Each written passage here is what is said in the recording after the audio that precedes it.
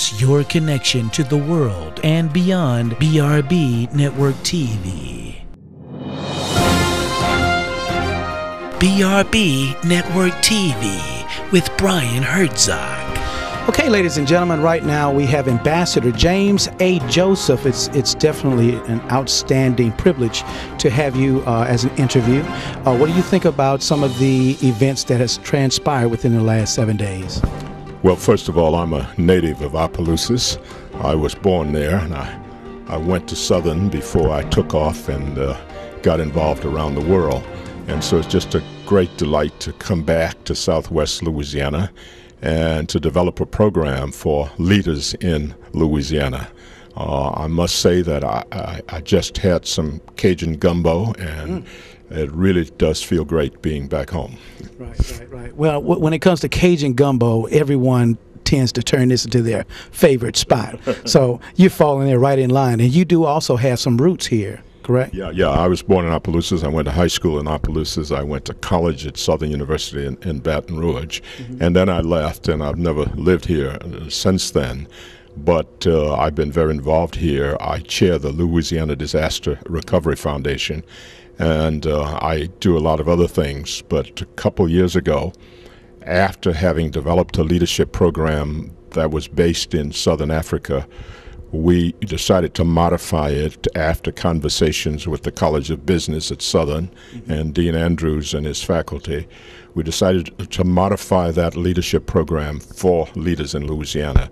And so it had been operating for 6 years in Cape Town, South Africa, for leaders from the United States as well as Southern Africa. And this program we developed exclusively for mid-career leaders in Louisiana. In South Africa, how did it come about where you actually were given that position to start that initiative overseas?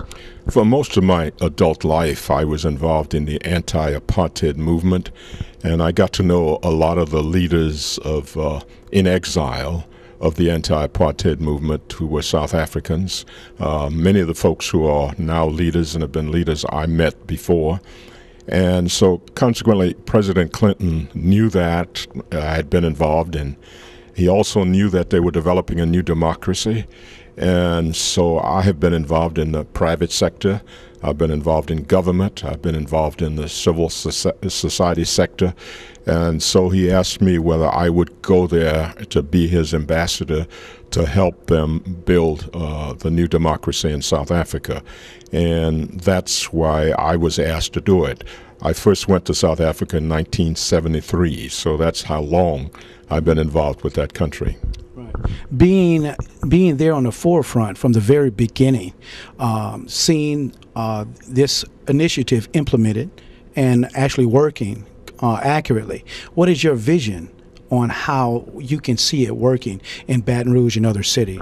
Well, first of all, I was on the front row seat where I got to know Nelson Mandela and to observe his leadership skills, his leadership role.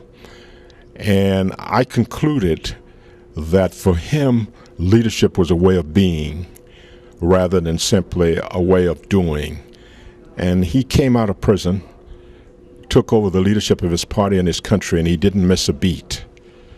Even though he had been incarcerated for 27 years and had missed a lot of things that were happening in the world.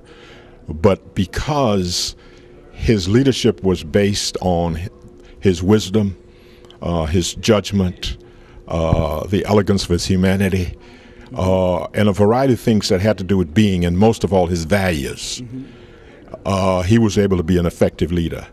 And often when we think about effective leaders and preparing people for leadership, we focus on the skills they need to have to be efficient.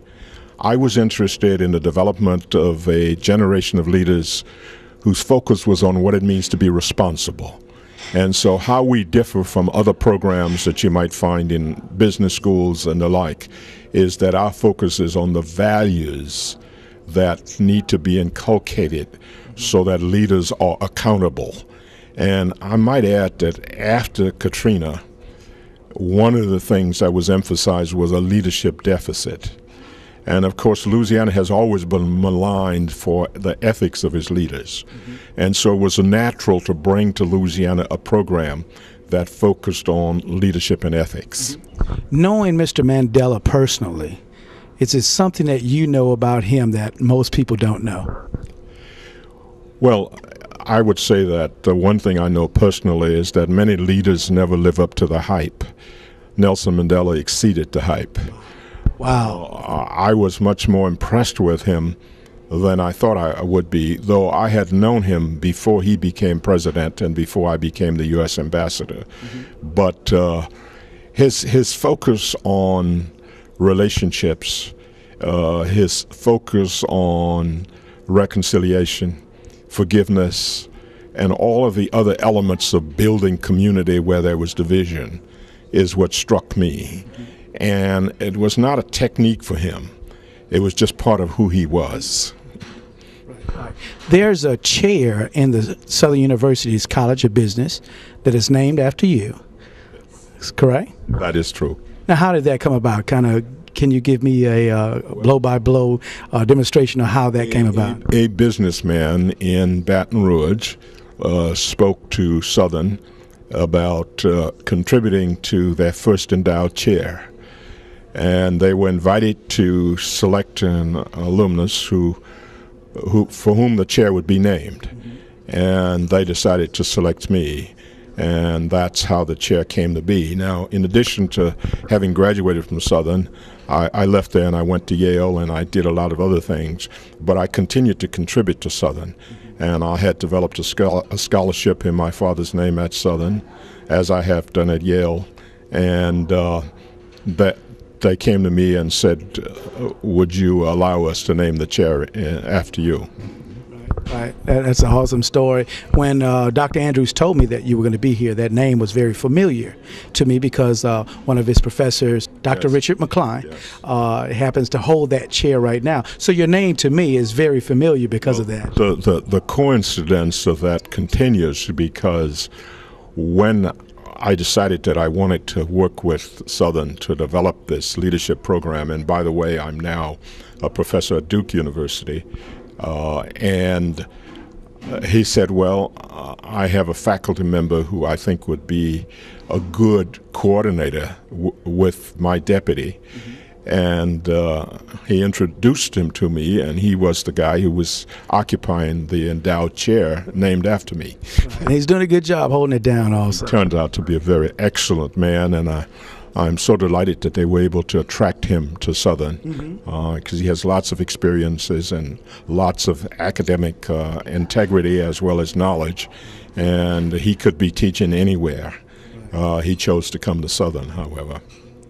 Right. Well, this is the Building Baton Rouge segment that airs in Baton Rouge and surrounding areas. Is there anything that you would like the people, is there a message that you would like the people to know out there that are watching from their living rooms in different various areas in town? I'm here at the end of a week in which we've had a retreat for 20 fellows in the program. I think at least a third of them have come from Baton Rouge. And last year was our first class of this Louisiana program, and a number came from Baton Rouge.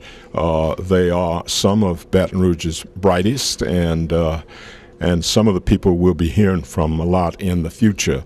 The nature of this program is that we identify the people we think have the most potential for increased leadership in their sectors, in business, in government, and in nonprofit organizations. And then we add to that a retreat at the beginning, which is the foundational retreat, and then a retreat in the middle, and a retreat at the end. And then each person is assigned, or they select from a group, an executive coach for a year. And then we have a number of other activities that take place during the course of the year. But the only time they leave their jobs is for the 3 retreats. And this is the longest one. It's a week. The others are a little bit shorter. Thank you so very much for this interview. You're most welcome. I'm so delighted to be back home and to be able to make a contribution to Louisiana's future and present leadership. Thank you again. Ladies and gentlemen, Ambassador James A. Joseph.